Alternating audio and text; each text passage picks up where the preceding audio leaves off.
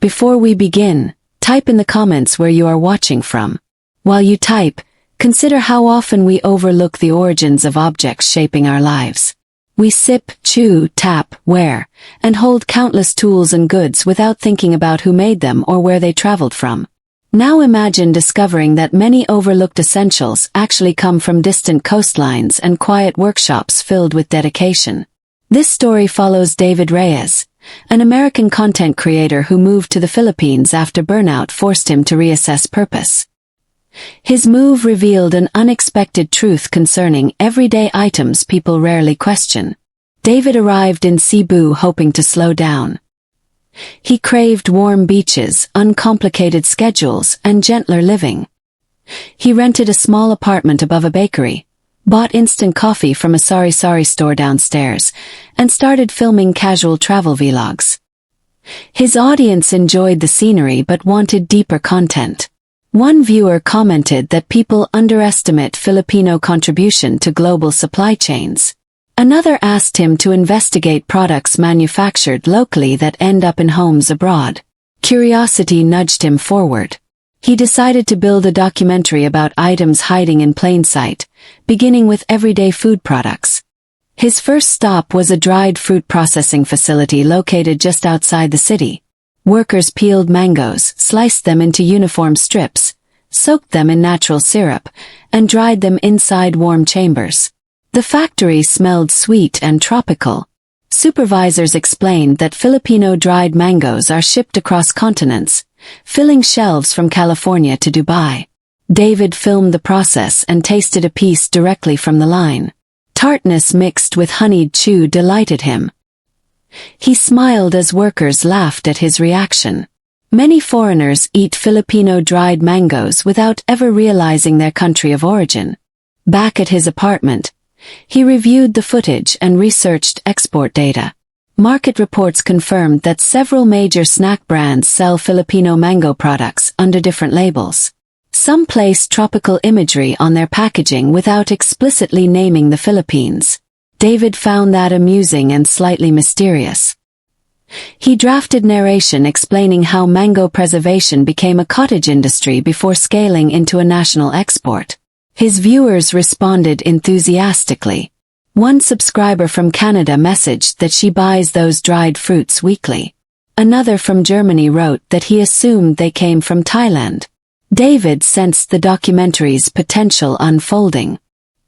His second discovery came through a casual invitation from a friend who worked at a guitar store. He suspected the Philippines had musical exports but never imagined how specialized they were. Inside the shop, guitarists tested instruments while discussing string quality. The shop owner whispered that many famous guitar strings used in rock, jazz, and worship music are crafted in Cebu and shipped to international distributors. A nearby warehouse cut steel wire, wound it tightly, coated the strings, and packaged them for export. Musicians rarely know the homeland of strings carrying their melodies.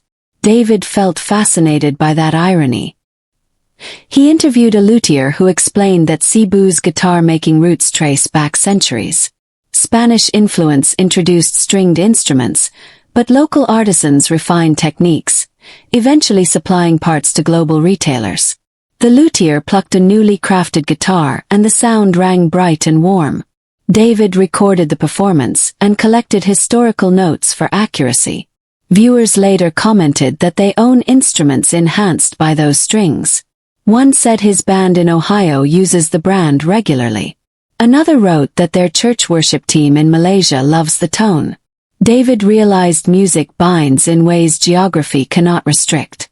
Next he visited a semiconductor manufacturing park after securing clearance to film. Inside sterile white rooms, engineers wore full protective suits while machines assembled microchips destined for smartphones, laptops, and household appliances. Supervisors discussed precision, calibration, and global demand. David learned that the Philippines hosts several semiconductor facilities quietly powering digital life. He thought about how millions tap their screens every morning without recognizing the invisible labor behind that convenience. He recorded robotic arms moving with practiced coordination. Technology had never felt so human to him. Products he once considered cold now appeared intimate. He narrated how semiconductors began as low-profile industrial exports before becoming pillars of modern communication. Filipino engineers discussed problem-solving under pressure, designing solutions for devices used on distant continents.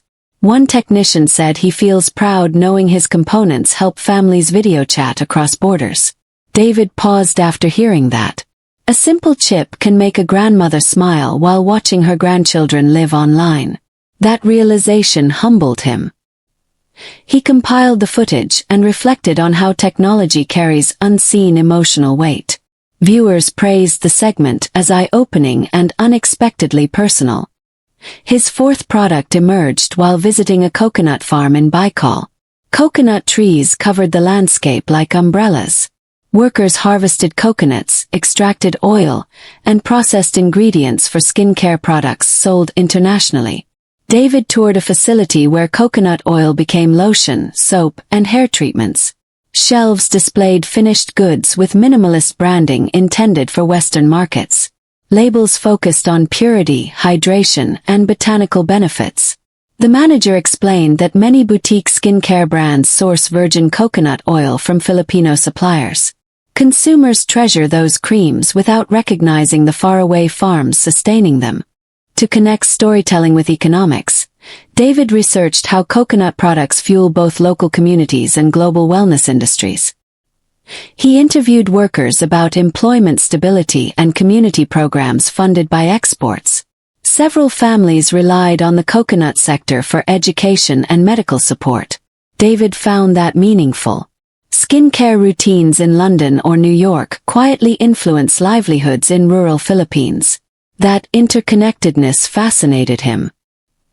He crafted narration describing how ingredients travel through pipelines of commerce before transforming into luxury items tucked into bathroom cabinets half a world away. His documentary now felt bigger than content creation.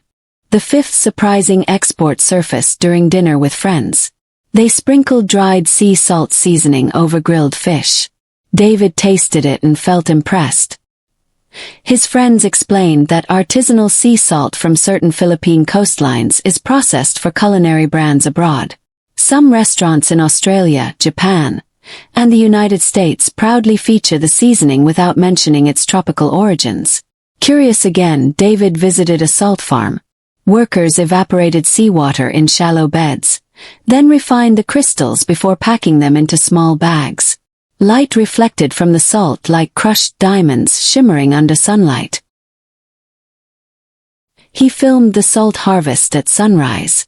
Fog hovered above the fields while workers raked the crystals into neat piles. It resembled a ballet of labor. The facility manager explained export logistics and niche culinary markets. Chefs appreciate mineral complexity and briny punch. David smiled thinking about strangers seasoning dinner with crystals born under Philippine skies. He collected samples and thanked the staff. His documentary now showcased dried mangoes, guitar strings, semiconductors, coconut skincare, and sea salt. Items commonly consumed internationally without awareness of their birthplace. Yet his story was not finished. After gathering content, David boarded a ferry to film transitional footage. He planned scenic shots to bridge product segments. While filming, he reflected on how humans rarely question supply chain stories. We open laptops, snack on fruit, lotion our skin, or play instruments without acknowledging the network behind them. These goods are not just objects. They represent workers, farms, factories, shorelines, and families. David felt a sense of awe. He realized his project was teaching him as much as it would teach viewers. Travel had sharpened perception, turning mundane habits into pathways for deeper gratitude. He revisited each location to capture emotional context. At the dried fruit plant, workers gave him sealed packs for his parents. At the guitar warehouse, musicians asked him to upload their jam sessions. Semiconductor engineers requested respectful portrayal of their craft. Coconut farmers gifted him coconuts and insisted he drink fresh juice. Salt harvesters posed for group photos. Those gestures carved permanent impressions on David. His lens moved beyond documentation toward cultural connection. He was not simply telling a story. He was participating in it. That realization shaped the narrative's heart. Editing took months. He shaped the documentary around discovery, humor, humility, and revelation. He recorded narration expressing how the Philippines offers richness through culture and production simultaneously. His audience anticipated the release after teaser clips went viral.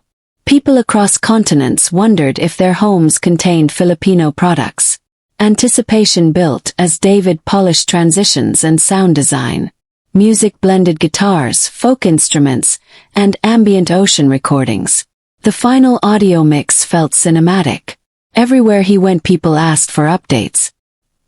He had unknowingly turned a vacation into an international learning project. The premiere unfolded inside a community hall. Locals gathered with tourists, farmers, workers, and artists. The lights dimmed as the film began. Gasps filled the room when viewers recognized familiar global brands tied to Filipino supply chains. Laughter erupted when David tried to play guitar during filming. Several audience members wiped tears during coconut farm scenes. People realized how everyday purchases connect them to strangers who live thousands of miles away. When the credits rolled, applause thundered across the hall. David looked around and understood the power of storytelling to unite.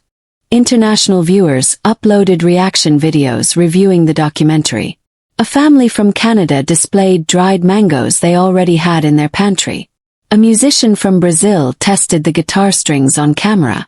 A chef from Melbourne sprinkled sea salt over seared fish. A tech reviewer explained how semiconductor exports support modern gadgets. A skincare influencer held up coconut lotion and praised its scent. Comments overflowed with excitement. People across cultures bonded over items they never linked to the Philippines. David's channel surged in subscribers and respect. Journalists requested interviews. He discussed how products carry invisible narratives.